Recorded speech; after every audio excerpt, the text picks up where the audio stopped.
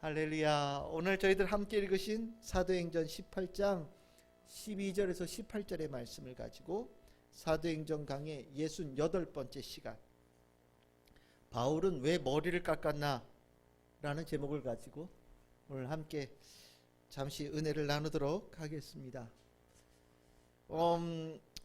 제가 전에 말씀을 드렸죠. 바울의 이 고린도의 사역은 상당히 중요한 분기점이 되어지는 사역지라고 제가 한번 말씀을 드린 적이 있습니다. 고린도 이전에 바울과 고린도 이후에 바울의 사역은 조금 색도 달라지고 차원도 달라지고 좀 뭔가 많이 바뀌게 되어집니다. 오늘 읽었던 본문은 이제 바울이 고린도를 떠나서 이제 출발점이었던 안디옥으로 돌아가는 이제 그 여정에 이제 그 시작되어지는 부분, 고린도에서 마무리 짓고 안디옥으로 돌아가는 그 과정의 이야기를 우리에게 전하고 있습니다. 2차 전도 여행이 고린도가 실질적으로 하이라이트처럼 마무리가 되어지면서 이제 2차 전도 여행이 어느 정도 마무리가 되어져 가는 겁니다. 이 고린도에서 만났던 브리스길라와 아굴라와 브리스길라와 바울은 함께 이 고린도를 떠납니다. 18장 18절에 보시면 그렇게 배를 타고 수리아를 떠났다 이렇게 되어 있습니다. 그런데 여기에 한 가지 굉장히 특이한 이야기를 누가는 사도행전에서 우리에게 적어줍니다. 18절 하반절에 보시면 바울이 일찍이 서원이 있었으므로 겐그레아에서 머리를 깎았더라. 뭐 머리 깎는 게 뭐 그리 대단한 일이냐 라고 얘기할지 모르겠는데, 누가는 바울의 정말 많은 일들이 있었을 것 같은데 그 많은 일들은 기록하지 않고 굳이 이렇게 머리 깎았다라는 얘기를 굳이 넣고 있어요. 겐그레아가 어디냐? 겐그레아라고 하는 곳은 고린도에서 동쪽으로 있는 항구입니다. 그러니까 거리로는 한 8km에서 10km 정도 떨어진 곳인데 멀지 않은 곳이죠. 그러니까 배를 타기 위해서 마땅히 가야 되는 곳이에요. 그러니까 고린도를 떠나자마자 바울이 머리를 깎았다라고 얘기를 합니다.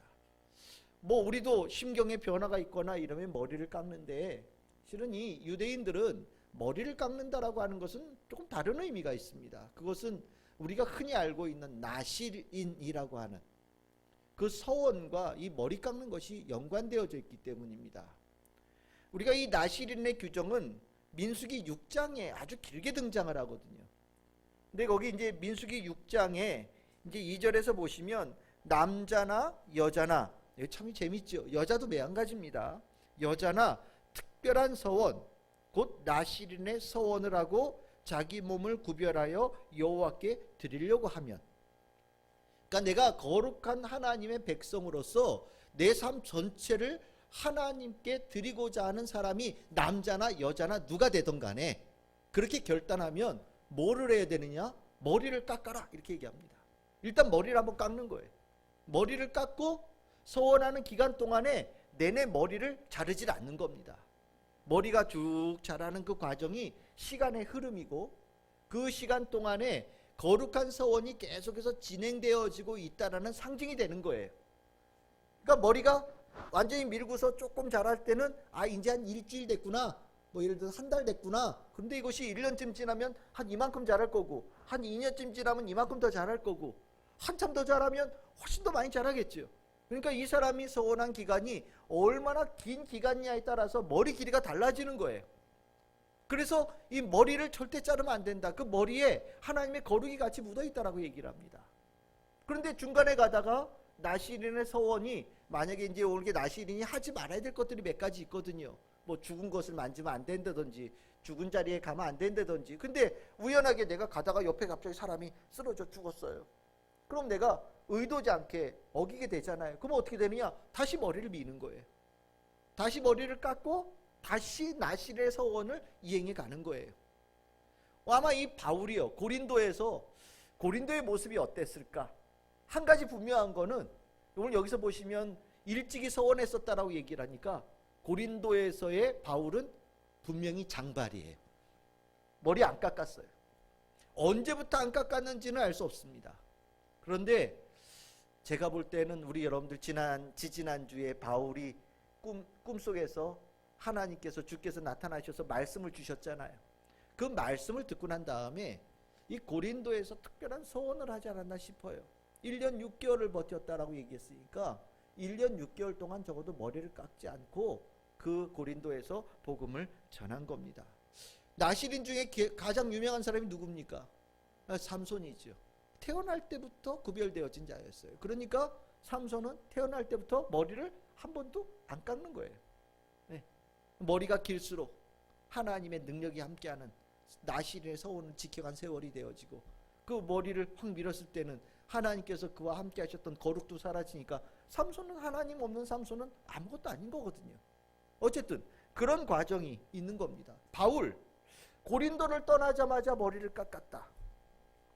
서원이 만료되어졌다라는 의미도 있고, 그 서원하는 가운데 깊은 깨달음을 가지고 새로운 인생으로 펼쳐졌다라는 것을 표현하는 그런 행위도 되어지는 겁니다. 한 가지 분명히 중요한 것은 바울의 심령에 굉장히 중요한 결단, 새로운 결단이 일어났다라는 거예요. 서원, 결단, 신앙인으로서 하나님에 대해서 모든 것을 내맡길 수 있다라는 확실한 확신을 가진 하나의 모습이 되어지는 겁니다. 그러고 나니 신앙인에게 있어서 서원이라고 하는 단어는요, 가장 멋있는 단어예요. 우리가 지난주 세례도 했지만 세례도 일종의 서원 아닙니까? 내가 평생 하나님 백성으로 살겠다라는 서원이죠. 얼마나 귀한 겁니까? 여러분들 직분 받을 때도 그 서원 하시죠. 내가 집사로서, 권사로서, 안수집사로서, 장로로서, 또 우리가 전도사로서, 목사로서 서원할 때 하나님 앞에 내가 내 일생을 주의 영광을 위해서 사용하고 교회를 세워가는 데 쓰겠습니다라고 서원하지 않습니까? 그 서원 어떻게 하게 됩니까? 하나님께 받은 은혜가 헌천하게 많고요. 그 받은 은혜 속에 하나님 붙들고 살아가면 내가 무엇인지 할 수 있다라는 확신이 드는 가운데 가장 멋진 인생을 꿈꾸면서 주님 앞에 소원하는 거예요. 바울이 부활하신 예수 그리스도도 만났었고요.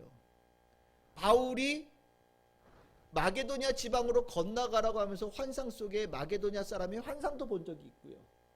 옥에 갇혔을 때 주님께서 함께 하심으로 옥에서 풀려나는 역사도 있었고요. 여러 가지 일들이 있었어요. 그런데 바울의 일생의 또 하나의 중요한 분기점이 고린도에서 있었던 사건이었고, 그것을 통해서 바울이 새로운 서원, 새로운 결단을 갖게 되어졌다라고 누가는 아주 중요한 모습으로 우리에게 가르쳐 주는 겁니다. 그럼 고린도에서 도대체 무슨 사건이 있었길래? 재판 사건이죠. 오늘 읽었던 본문이요. 고린도에서도 재판을 했어요. 이 재판이라고 하는 단어는요, 바울의 복음 전하는 데 있어서 점점 중요한 단어로 등장합니다. 사도행전에서는 이 재판이라는 단어를 계속해서 언급하면서 그 재판이 가지고 있는 의미를 점점 바꾸어가요. 여러분들, 바울이 전도하면서 늘 언제나 시달렸던 게 뭐냐면 이 고소고발 아닙니까? 고소고발에 노이로제 걸렸던 사람이거든요. 그런데 이 고린도에서 재판을 통하여서 바울이 그 재판의 노이로제에서부터 벗어나게 되어지는 거예요. 그리고 얼마만큼 변했느냐? 바울이요, 오히려 이 재판을 이용해서 복음을 전하는 통로로 삼아요. 전에 재판을 피해서 도망 다녔던 바울이 이제는 오히려 재판을 통하여서 그 지역의 권세자들, 더 나아가서는 로마 황제 앞에 재판을 세워서 그 자리에서 로마 황제에게 예수 그리스도의 복음을 전하겠다라는 결단을 가질 정도로 재판에 대한 인식을 완전히 바꿔놓습니다. 그 바꿔놓는 계기가 어디였느냐? 바로 고린도라는 거예요. 그럼 오늘 이 고린도에 있었던 재판의 사건을 조금 더 우리가 살펴봅시다. 고린도에서 이 재판의 시작의 이야기는 18장 12절에 등장을 합니다. 이 아가야 지방, 우리로 따지면 뭐 경상도, 전라도, 뭐 충청도 이런 지역을 얘기하는 겁니다. 그 지역에 새로운 총독이 왔어요. 아가야 지방에. 우리가 이제까지 뭐 빌립보 이 지역은 마게도냐 지방이라고 얘기를 했고요. 이 고린도는 다른 지역이에요. 그러니까 도가 다른 거예요. 거기에 아가야라고 하는 주의 총독이 갈리오라고 하는 사람이 왔다. 이렇게 18장 12절에 얘기를 합니다. 학자들은 이거 굉장히 좋아하는 구절이에요. 왜냐하면 성경에 나오는 굉장히 많은 인물들이 있는데 이게 성경과 다른 역사적인 자료를 이렇게 대조를 해야 그리고 맞아떨어지는 게 있으면 역사적인 딱 기점이 딱 잡히잖아요. 근데 이 갈리오라고 하는 인물이 로마의 역사의 기록으로 남아있는 인물이거든요. 51년 7월 1일 아주 정확한 날짜가 있어요. 주후 51년 7월 1일 아가야 지방의 총독으로 갈리오가 부임했다라는 기록이 로마의 델피 신전의 기록으로 남아 있습니다. 그래서 이 본문을 학자들은 굉장히 좋아하는 본문이에요. 어쨌든 51년 7월 1일에 갈리오라는 사람이 아가야의 총독이 되어졌어요. 그리고 이 사람은 1년 뒤까지 총독을 더 진행합니다. 갈리오라고 하는 사람은 실은 그 형제가 유명한 사람이에요. 세네카라고 하는 로마의 아주 유명한 철학자가 이 형제입니다. 세네카라고 하는 사람이 왜 유명하냐면 그 악명 높은 네로 황제의 선생님이에요. 그러니까 이 갈리오라고 하는 총독은요, 이 굉장히 유명한 집안의 사람이에요. 그리고 권세가 있는 사람입니다. 이 사람이 이 갈리오 지방의 새로운 총독으로 왔어요. 이 왔을 때 유대인들이 일제히 일어나서 공격을 하였다라고 얘기합니다. 근데 여러분들 재판을 잘 보시면 이 재판이 왜 바울에게 그리고 유대인들이 바울을 공격하는 주된 루트로 삼았느냐. 우리가 이제까지 바울이 마게도냐 지방서부터 있었던 재판을 잘 보시면 흐름이 나오기 시작해요. 여러분들 마게도냐 지방 처음 들어갔던 도시 이름이 뭐였습니까? 빌립보였죠. 빌립보라고 하는 도시에 들어갔을 때 어떤 일이 있었냐. 사도행전 16장 19절에서 24절에 보시면 이제 여러분들 귀신 들렸던 여종 기억나십니까? 귀신 들렸던 여종이 계속 쫓아다니면서 바울을 계속해서 뭔가 얘기를 하잖아요. 그러니까 이 바울이 그 여종에게서 귀신을 쫓아내 주었단 말이죠.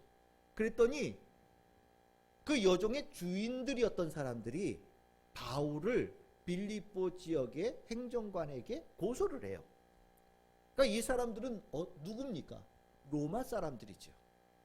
그래서 여러분들 21절에 보시면 로마 사람인 우리가 받아들일 수 없는 내용을 바울이 전한다라고 얘기를 합니다. 그런데 여기에 이 로마 사람들이 고소를 하다 보니까 빌립보 지역의 행정관이요, 일정한 법적인 절차를 건너뛰어 버리고 바울을 때리고 옥에 가두어 버려요. 바울이 무슨 얘기를 했는지 전혀 얘기를 들어보지도 않고 고소한 사람이 로마 사람들이다 보니까 로마 사람들의 얘기를 듣고 바울을 그냥 때려가지고 옥에 확 가다 버린 역사가 일어납니다. 이게 굉장히 중요한 분기점이 되어져요. 왜 분기점이 되어지냐면 바울이요, 로마 사람들에게 위법한 사람, 사회에 분란을 일으키는 사람, 소요를 일으키는 사람으로 범법자로 낙인이 찍혀지는 재판이 결과가 나온 겁니다. 이 처음에 로마 사람들에 의해서 제기되어진 재판에서 바울이 범법자로 인정이 되어져 버리고 나니까 그렇지 않아도 바울에 대해서 아주 눈꼴사납게 보고 있던 유대인들이요, 이것을 가지고 계속해서 인용하면서 바울을 공격하는 도구로 삼아요. 그래서 빌립보에서 옥에서 나온 이 바울이 다음 도시로 갔던 데가 어디입니까? 데살로니가라고 하는 데로 가죠. 데살로니가라고 하는 큰 도시에 딱 들어가서 복음을 전할 때 17장 4절에서 9절입니다. 많은 사람들이 바울의 복음을 듣잖아요. 그리고 나니까 그 데살로니가 지역에 살던 유대인들이요, 이번에는 아예 대놓고 유대인들이 바울을 고소해요. 유대인들이 바울을 고소하는데 고소하는 내용이 뭐냐면 6절에 이렇게 나오죠. 천하를 어지럽게 하던 이 사람들이 여기에 왔다라고 얘기합니다. 이 판결을 어디서 받은 겁니까? 빌립보에서 받은 거예요. 빌립보에서 로마 행정관에게 재판받았는데 이 사람들 범법자라고 낙인 찍힌 사람들입니다. 근데 그 사람들이 빌립보를 떠나서 데살로니가에 와가지고 이렇게 또 여기도 어지럽히고 있어요. 그러니까 유대인들이 이 위험한 사람입니다. 이 사람 이미 그렇게 인정받은 사람입니다. 야손이라는 사람이 그 사람들을 집에 들여가지고 문제를 일으키는 번거지를 삼았습니다 라고 얘기하면서, 여러분들 7절에 보시면 다른 임금 곧 예수라 하는 이가 있다라고 전하는 일들을 하고 있는 사람들입니다 라고 얘기를 합니다. 유대인들이요. 유대인들이 바울을 로마 법정에다가 고소를 한 거예요. 고소를 할 때 근거를 빌립보에서 있었던 재판의 결과를 인용해서 고소를 한 거예요. 그러니까 어떻게 됩니까? 빌립보에서 유죄였으면 데살로니가에서도 유죄죠. 그러니까 바울은요, 빌립보에서 받았던 재판이 굉장히 큰 타격을 받은 거예요. 다니는 데마다 다들 바라보는 눈길이, 저 사람은 옛날에 유죄를 받았던 별이 한 개인 사람이야 라고 보는 거예요. 그래서 데살로니가에서 재판을 피해가지고 도망가 버리고 야손이라는 사람이 대신 잡혀서 고초를 당하고, 그치요? 보석금을 내고서 풀려났다라고 얘기하지 않습니까? 보석금을 냈다라는 얘기가 뭡니까? 그 재판을 진행하는 사람이 그 고소한 내용을 인용했다라는 거예요. 받아들였다는 겁니다. 타당성이 있어. 대신 구속은 면하게 해줄 테니 돈 내고 집에 가서 재판 받아, 이 얘기를 한 거 아닙니까? 일종의 무죄가 아니라 유죄의 가능성이 있다라고 본 거예요. 이러고 났더니 유대인들은요, 바울을 박해하는데 가장 잘 쓰는 도구가 뭐가 되느냐? 이제 재판이 되는 겁니다. 바울을 핍박하게 되어지는 근거도 재판의 근거에서 하는 거예요. 바울은 범법자니까, 저 사람들 사회에 필요 같은 아주 악한 사람들이니까 우리가 함부로 대된다고 생각해도 되는 겁니다. 그래서 바울이, 여러분들 데살로니가를 떠나서 갔던 데가 어디입니까? 베레아 지방으로 가는 겁니다. 베레아 지방 시골로 들어갔는데도 데살로니가에서 온 유대인들이 쫓아오죠. 사도행전 17장 13절과 14절입니다.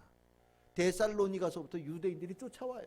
쫓아와서 베레아에서도 저 나쁜 사람이 이 동네에 들어와서 사회 분란을 일으키고 있다고 막 공격하고 재판에 세우려고 하니까 바울이 도망을 하죠. 어디로 도망합니까? 아덴이라고 하는 곳으로, 아테네라고 하는 곳으로 도망가 버립니다. 아예 지역을 다른 지역으로 돌아가 버리는 거예요. 마게도냐 지방을 벗어났으니 유대인들이 쫓아와가지고 이 바울을 공격할 기미를, 찬스를 못 잡은 겁니다. 그런데 마침 아가야 지방에 새로운 총독이 온 거예요. 갈리오라고 하는 사람이. 그리고 나니까 기다렸던 유대인들이요, 다시금 바울에게 재판을 건 겁니다. 찬스가 온 거라고 본 거예요. 자신들이 봤을 때 갈리오는 자신들이 얘기하는 것을 받아줄 수 있는 재판장이 될 거라고 본 겁니다. 그래서 아주 조직적으로 문제를 일으키고 거대하게 소요를 일으켜서 재판을 만듭니다. 18장 12절에 이렇게 나옵니다. 갈리오가 아가야 총독이 되었을 때 유대인들이 일제히 일어났다는 얘기는 뭐냐면 한마음으로 조직적으로 계획적으로 문제를 일으켰다라는 거예요. 그리고 뭐라고 얘기합니까? 바울을 대적했다라고 얘기합니다. 바울을 대적했다는 얘기는 무슨 소리냐면 단순하게 미워했다는 얘기가 아니라 바울로 인하여서 생기는 큰 문제를 일으켰다는 거예요. 그러니까 막 시위를 벌이고 싸움이 벌어지고, 뭐 상상하면 막 돌멩이가 날아다니고 막 시끌벅적하게 막 사회가 막 분란이 일어나게 유대인들이 다 일어나서 동네를 휘젓고 돌아다니는 일을 했다라는 거예요. 바울은 뭐 물러가라 막 프랭카드 들고 막 했다는 거예요. 소요를 의도적으로 일으켰다라는 겁니다. 그래서 어떻게 되어졌냐? 법정으로 데리고 갔다. 무슨 소리입니까? 재판을 열 수밖에 없게끔 만들었다는 거예요. 그러니까 바울은 고린도에서 실은 얌전히 있었잖아요. 천막 지으면서 고통스럽게 1년 6개월을 그냥 안식일 되어지면 회당에 가서 예배드리고 집에 돌아오는 것을 1년 6개월 했다는 거예요. 그리고 자기에게 찾아온 몇몇 사람들에게 복음 전하는 다른 도시하고는 조금 다르게 조용하게 1년 6개월을 지냈는데, 재판을 열 만한 일들을 아예 빌미를 안 만들기 위해서 노력을 했는데 유대인들이 의도적으로 문제를 일으켜서 재판이 일어나도록 만들었다는 얘기를 하고 있는 겁니다. 왜요? 바울에게 가장 큰 약점이 재판이라고 보았기 때문이죠. 그렇게 싫은 재판이 또 열린 거예요. 이 당시의 재판은요, 단순하게 뭐 징역 1개월, 징역 2개월 이게 아니에요. 여러분들 바울 아시잖아요. 엄청나게 두드려 맞아요. 저 지하 깊고 햇빛도 안 들어오고 바람도 안 통하는 가장 깊은 곳까지 갇힌 일도 생기고요. 팔에 다리에 착고가 채워져서 옴싹달싹 못하게 고통을 주는 거 언제 나올지도 모르는 아주 죽음과 가까운 곳이 바로 감옥이에요. 바울이 경험했던 감옥들이 다 그런 곳들입니다. 그런데 그 피하려고 했던 재판이 또 열린 거예요. 이 고린도 지역의 유대인들이 바울에 대해서 고발한 내용은 13절에 나옵니다. 이 사람이 율법을 어기면서 하나님을 경외하라고 사람들을 권하였다라고 얘기합니다. 실은 이 내용은 마게도냐 지방에서 이미 이 죄목을 가지고 유죄 판결을 받았던 죄목이에요. 그리고 이 죄목을 가지고 바울을 고린도 법정에다 다시 세운 겁니다. 이 권한다라고 하는 것은 악한 목적을 가지고 사람들을 꾀었다라는 얘기예요. 그러니까 이게 지금은 조용한데 이 사람들이 조금 더 있으면요, 이 바울의 이야기를 들은 사람들이 사회의 불안 요소로 등장할 거고 사람들을 불안하게 만들 거예요 라고 얘기하면서, 마게도냐 지방에서 이미 유죄 판결을 받은 사람이니 아가야 지방에서도 바울을 유죄 판결을 내려서 여기서 이 사람 더 이상 못 돌아다니게 끝장을 내야 됩니다 라고 재판을 건 거예요. 굉장히 위험한 상황이 된 겁니다. 바울에게 있어서는요, 정말 생각하기도 싫은 가장 위험한 지경에 들어선 거예요. 맞아요. 사단이 바울을 공격하는 통로로 재판을 삼은 거고, 바울은 그 받기 싫었던 재판을 받은 거예요. 그런데 여기에 극적인 반전이 일어나죠. 이제까지 100번 사용해서 100번 다 통했던 그것을 하나님께서 이 고린도에서 극적으로 반전시키면서 재판의 결과를 뒤집어 놓으시는 역사가 일어납니다. 유대인들이 세웠던 계획을 하나님께서 무참하게 박살내버리시는 결과가 고린도 재판에 일어난 거예요. 18장 14절에서 16절 그 결과가 나오는 내용입니다. 바울이 얼마나 억울해요. 그래서 유대인들이 고소한 내용을 듣고 바울이 얘기를 하려고 하는데 갈리오 총독이 입 다물어 이렇게 된 겁니다. 아마 제가 바울이었으면 여기서도 끝났구나. 빌립보에서 재판받을 때 입도 뻥끗 못하고 맞은 거거든요. 근데 끝났구나 라는 생각이 들었을 거예요. 그런데 신기하게도요, 갈리오가 하는 얘기는 완전히 다른 내용이었어요. 한마디로 얘기하면 기각이라는 겁니다. 고소를 기각한다라는 거예요. 고소할 만거리가 되지 않는다. 오히려 너희들이 바울을 죄도 없는데 재판을 세워서 무고하게 덮어씌우려고 하는 그런 일을 벌이는 거다. 오히려 문제를 일으킨 건 바울은 가만히 있었는데 너희들이 사회의 소외를 일으키고 사회 문제를 일으키고 혼란을 일으킨 존재가 아니냐. 그러면서 오히려 바울을 고소한 유대인들을 공격하는 일이 일어났습니다. 14절에 보시면 바울이 입을 열고자 할 때에 갈리오가 이렇게 얘기하죠. 이것이 무슨 부정한 일이나 불량한 행동이었으면 내가 너희들의 말을 들어주는 것이 옳았을 것이다 라고 얘기합니다. 여기에 부정한 일이라는 것은 무엇이냐면 규범에 어긋나는 범법적인 행위를 얘기하는 거고요. 불량한 행동은 여러분들 파렴치한 일들 있잖아요. 법에는 뭐 이렇게 수갑 채울 일은 아닌데 뭔가 조금 사회적인 규범에 조금 눈살 찌푸리게 하는 그런 일들, 만약에 그 정도만 되더라도 내가 너희들의 손을 들어줄 것이다. 그래서 바울을 구속시킬 것인데 내가 이렇게 보니 이 내용이 언어와 명칭과 너의 법에 관한 얘기다 이렇게 얘기합니다. 여기서 언어는 말씀이에요. 하나님의 말씀에 관한 내용이고 성경 말씀이죠.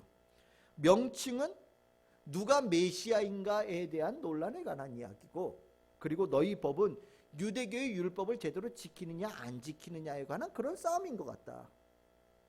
그러니까 이거는 너희들 안에서 논쟁이 일어날 문제지 이것을 가지고 로마 법정에다 세워서 바울을 옥에 가둬야 되고 바울을 사형을 내려야 된다라고 얘기할 만한 것이 되지 않는다라고 명확하게 판결을 내려주는 겁니다. 그리고 이 갈리오는 탕탕탕 치는 거예요. 기각.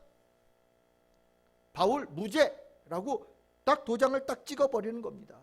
유대인들이 얼마나 당황했을지 여러분들 머릿속에 떠오르시지요. 100% 우리들이 이기는 싸움을 한다고 본 거예요.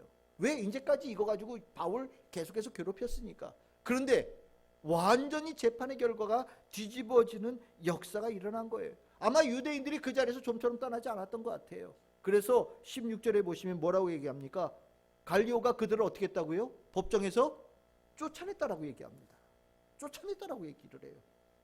야, 너희들 꺼져! 이렇게 된 거예요. 너희들 더 이상 입도 뻥끗 하지 마. 너희들이 잘못한 거야! 라고 그들을 쫓아냈다라고 얘기합니다.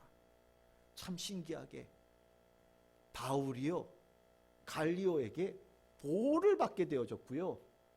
이 재판을 통하여서 바울은요, 다시는 유대인들에게 공격받지 않고 다닐 수 있는 일종의 권한을 얻게 되어진 거예요. 완전히 생각했던 것과 다른 결과가 나타난 거지요. 그만큼 충격적이었다라는 겁니다. 이러고 나니 이 유대인들이 가지고 있던 분노, 미움을 삭일 데가 없어서 누굴 때렸다고 얘기합니까? 회당장 소스데네라고 하는 사람을 잡아다가 때렸다라고 얘기해요. 회당장이 누굽니까? 유대교의 우두머리 사람이에요. 그 지역에. 그런데 소스데네라고 하는 회당장을 바울을 때리는 대신에 때렸다라고 얘기를 합니다. 왜 때렸을까? 여기도 논란이 많아요. 뭐 소스데네가 바울 편을 들어서 그랬나? 아니면 소스데네가 재판을 준비하는데 열심히 준비하지 못했다고 하면서 때렸나?에 대해서 여러 가지 논란은 있는데 한 가지 분명한 거는 소스데네가 나중에 개종을 해서 바울의 동역자가 된다라는 겁니다. 고린도전서 1장 1절에 보시면 바울이 고린도에게 편지를 보내는데 이렇게 표현합니다. 바울과 뭐라고요? 형제 소스데네가 너희들에게 편지를 보낸다. 회당장이 바울의 동역자가 된 거예요. 그리고 바울과 함께 복음을 전하러 다니는 사람이 되어졌다라고 얘기합니다. 잘 생각해 보십시오. 여러분들 바울이 고린도에서 회당에서 제일 먼저 돌이켜서 세례받은 사람 이름이 뭐였습니까? 그리스보라고 하는 사람이에요. 직함은요, 회당장입니다. 회당장이 바울을 쫓아다니까 회당장 그만뒀겠죠. 그 다음에 회당장 된 사람이 누구냐? 소스데네라고 하는 사람이었던 것 같아요. 근데 소스데네라는 사람도 어떻게 됩니까? 또 바울을 따르는 자가 되어져요. 예수 믿는 자가 되어진 겁니다. 그러니까 고린도 지역의 회당장이요, 우두머리들이 다 예수 믿어서 바울 따르는 자가 되어졌으니 완전히 발칵 뒤집혀진 거죠. 엄청난 일이 일어난 거예요.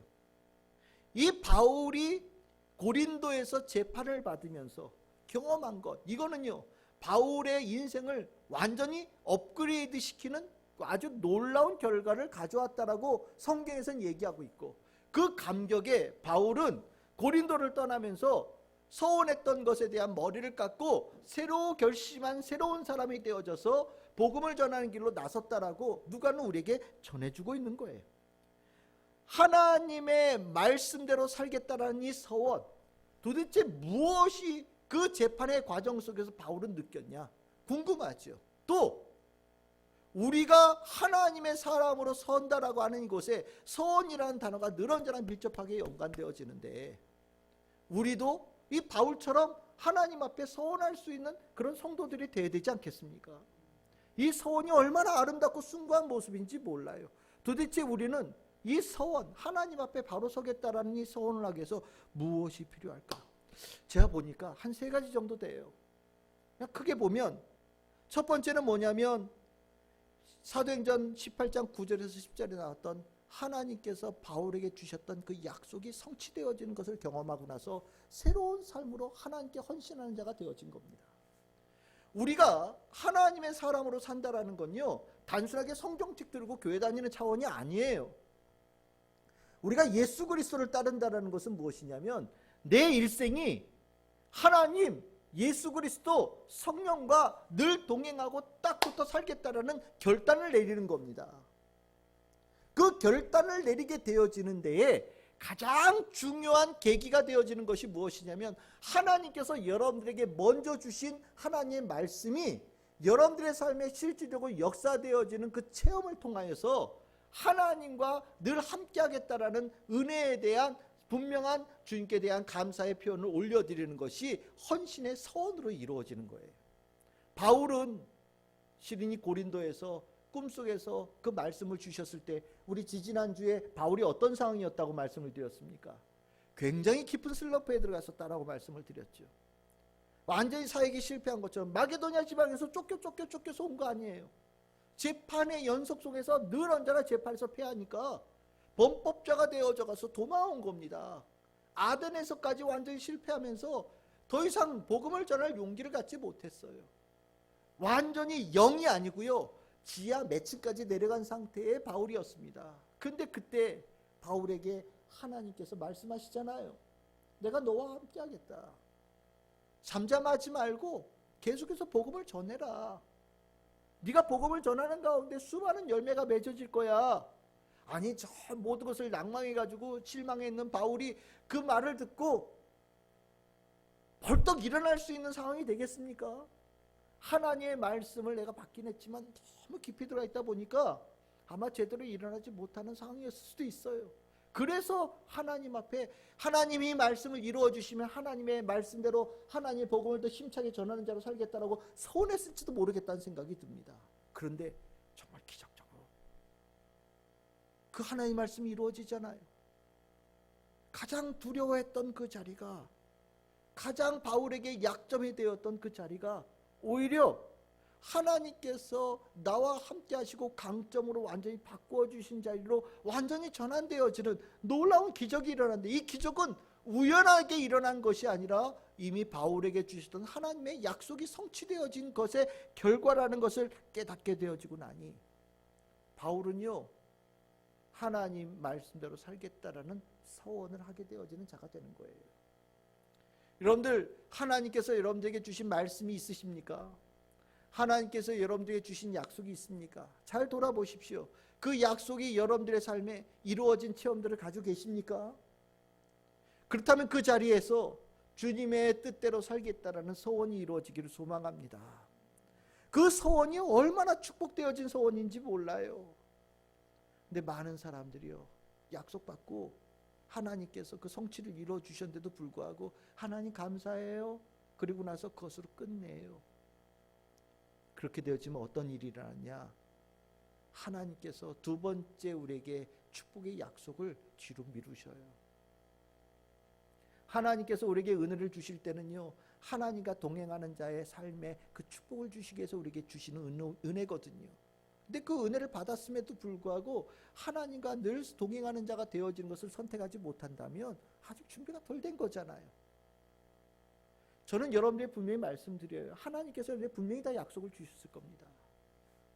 그리고 그 약속의 말씀이 이루어지게끔 주께서 만들어 가셔요.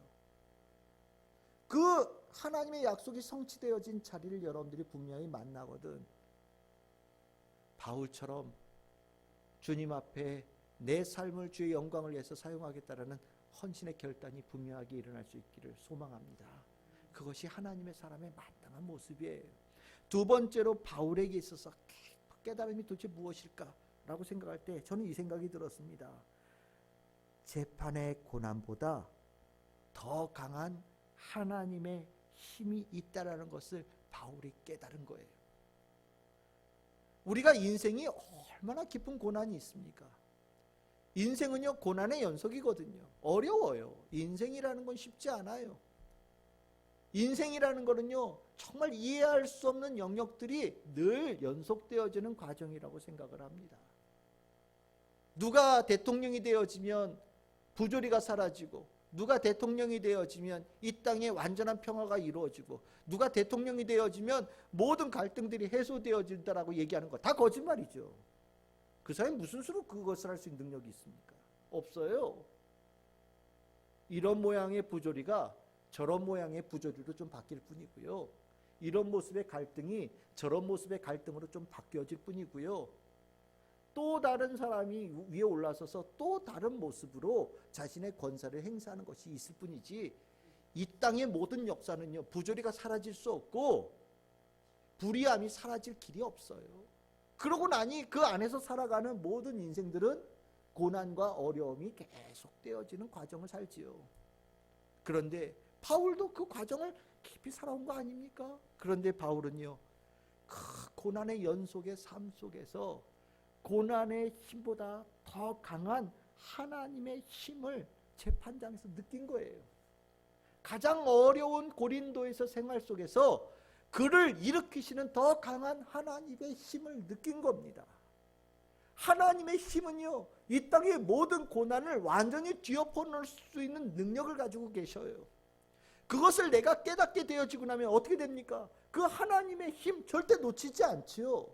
가장 어려운 곳에서도 그 어려움을 능히 이겨내실 수 있는 하나님의 힘을 구하며 살아가고 그 힘의 은혜로 살아가겠다고 결단하는 자가 되어지는 겁니다. 그것이 성도의 결단이에요. 우리가 주님 앞에 선언하고 내가 하나님의 사람으로 살겠다라고 하는 것, 무슨 결단입니까? 하나님에게 그 힘이 있다는 것을 내가 깨달았기 때문이에요. 나는 누굴 따르는 자, 내가 어느 당에 속한 자, 내가 어떤 직장에 속한 자, 그것으로도 사람들은 조그만 위안을 얻을 때가 있어요.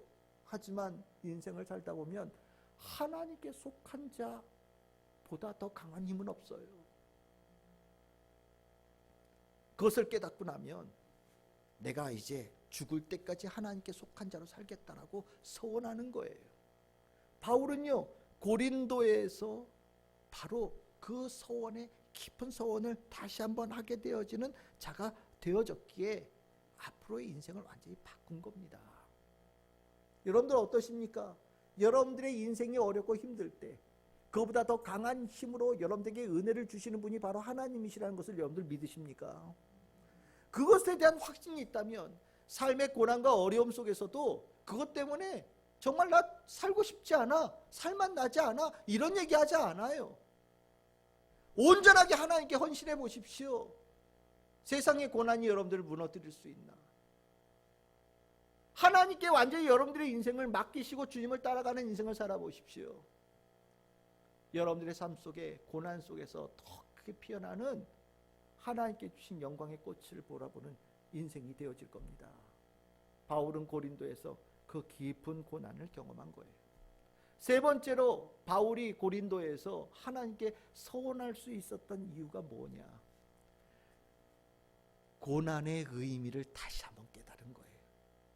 고난은 하나님에게 사람에게 있어서의 고난은 그냥 세상 사람들 얘기하는, 죄송해요 이런 표현에서, 그냥 쓸모없는 고난, 개고생이라고 하는 거예요.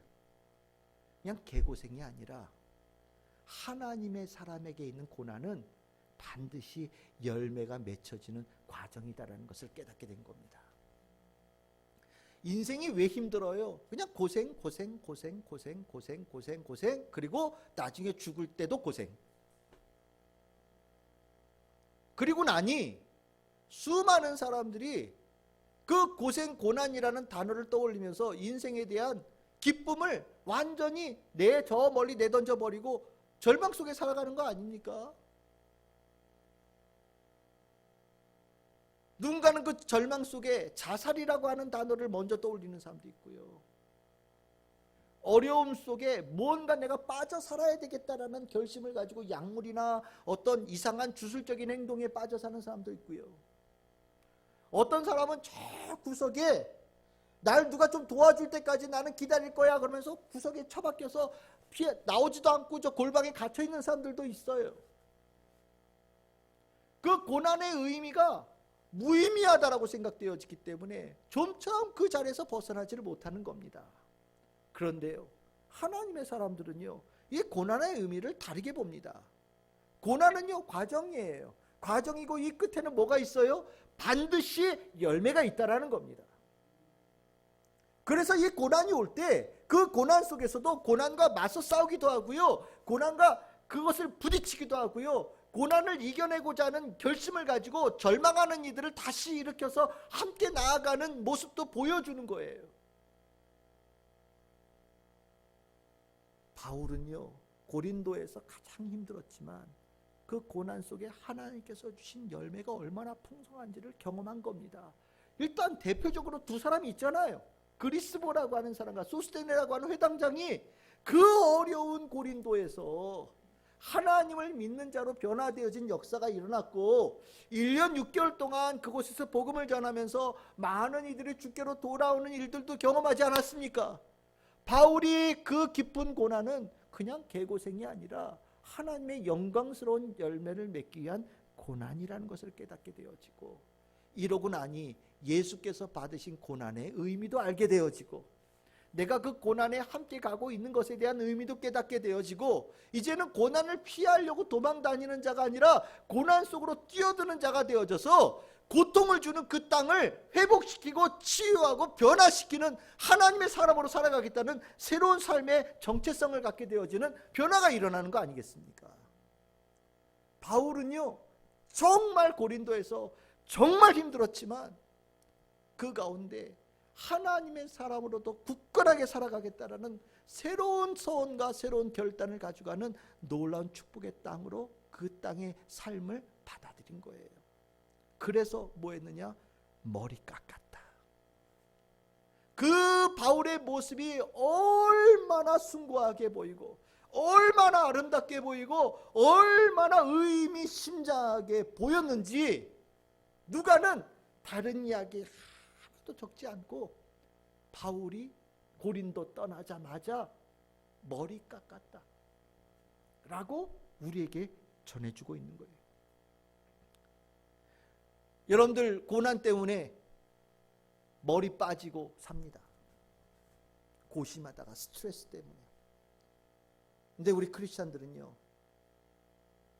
고난 때문에 머리 빠지는 삶이 아니라 고난 속에서 함께 하시는 하나님의 은혜를 확신하면서 스스로 머리를 깎아 하나님의 사람으로 살아가겠다는 결단을 가지고 살아갑니다. 이게 하나님의 사람이에요.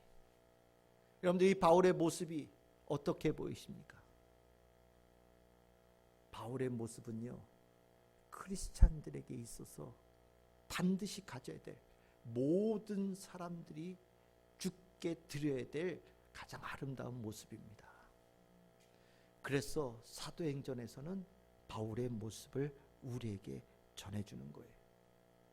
바울이 느꼈던 감동, 바울이 느꼈던 깊은 울림, 그 자리, 오늘 우리는 이 성경 본문을 읽으면서 같이 있는 겁니다. 여러분들에게 하나님은 어떤 분이십니까? 여러분들의 삶의 고난은 어떤 의미입니까? 그리고 오늘 살아가고 있는 여러분들의 여정은 어디에 있는 여정입니까? 저는 이 바울이 가졌던 이 모습을 우리가 깊이 받아들이고, 나 또한 바울처럼 스스로 머리를 깎고 하나님의 사람으로 살아가겠다고 서원한 사람이라는 것을 다시 한번 깨달으면서 하나님께서 주시는 은혜의 삶을 멋지게 살아내므로 이 어려움 속이 계속되어지는 수많은 인생들 가운데 빛이 되어지고 구원의 통로가 되어지고 하나님의 영광을 드러낼 수 있는 우리 참 즐거운 게 모든 성도들 다 되시기를 주님의 이름으로 축원합니다.